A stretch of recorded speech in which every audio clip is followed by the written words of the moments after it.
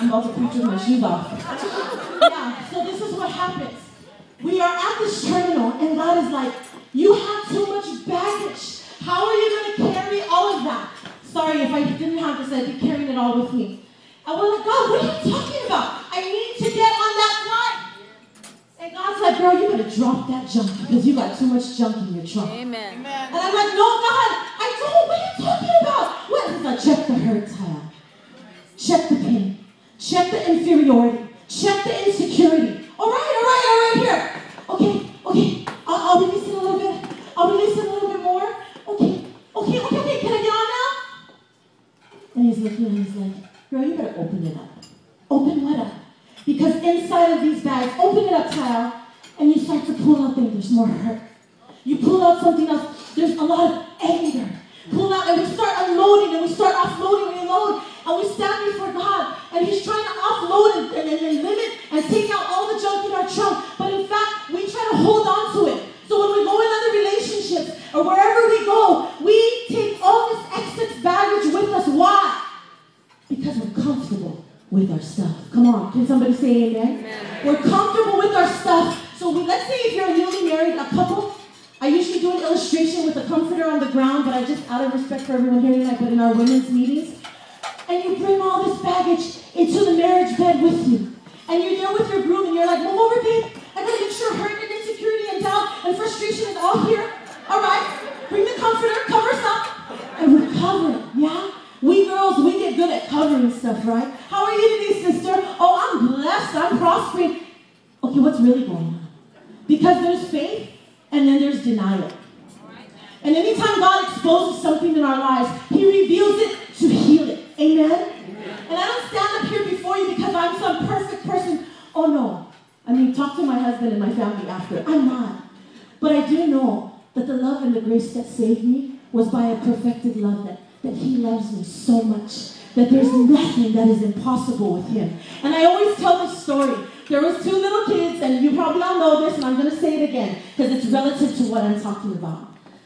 And they were playing on the beach. Now, if you know the real story and I mess it up, just smile like I'm saying it's okay. And we'll call them Mary and Sarah. So Mary and Sarah are playing on the beach, and Sarah's parents are, they're gone, and she's living with Mary. And as they're playing on the sand, Mary says, hey, Sarah, do you see that boat out in the ocean that just passed by? And Sarah looks out there and she says, yeah, I see that, Mary. She's like, that's my daddy's boat.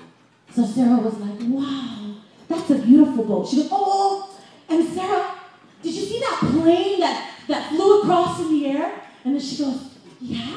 She goes, that's my daddy's plane. And Sarah just stood there. She goes, wow, your dad has a boat and a plane? She goes, oh, and Sarah, you see that house on the hill? And she goes, yeah? She goes, that's my daddy's house.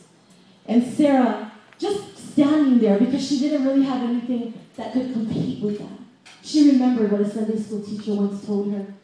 So she looked at her and she said, hey, Mary. And she said, yes. She said, you see that little boat on that big ocean? And she said, yeah. She said, that's my daddy's ocean. Sarah, and you see that little itty bitty little plane in that humongous sky? And she said, yeah. She goes, that's my daddy's sky.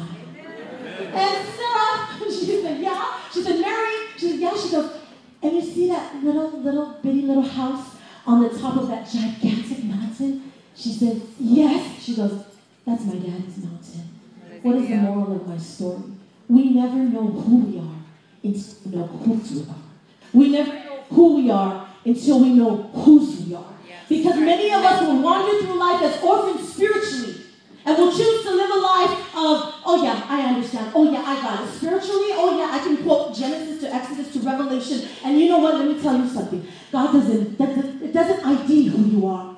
When you know whose you are, you will always know who you are. Amen. God's not calling us to be perfect, but He's calling us to trust. And today I've come to just bring a charge. In Ephesians, it talks about that we are His workmanship, created in His image, that we are a new creation.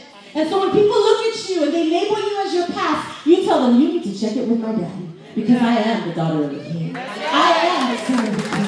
And I know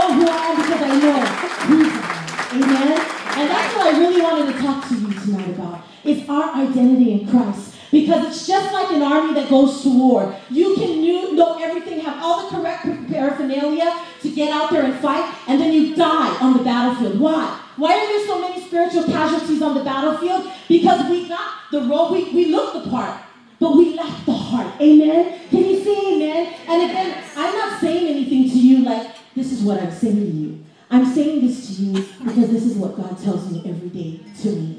And so I just wanted to come tonight, and that's what I wanted to ask you. Do you know who you are? In this great room and this beautiful scenery and atmosphere, do you know who you are?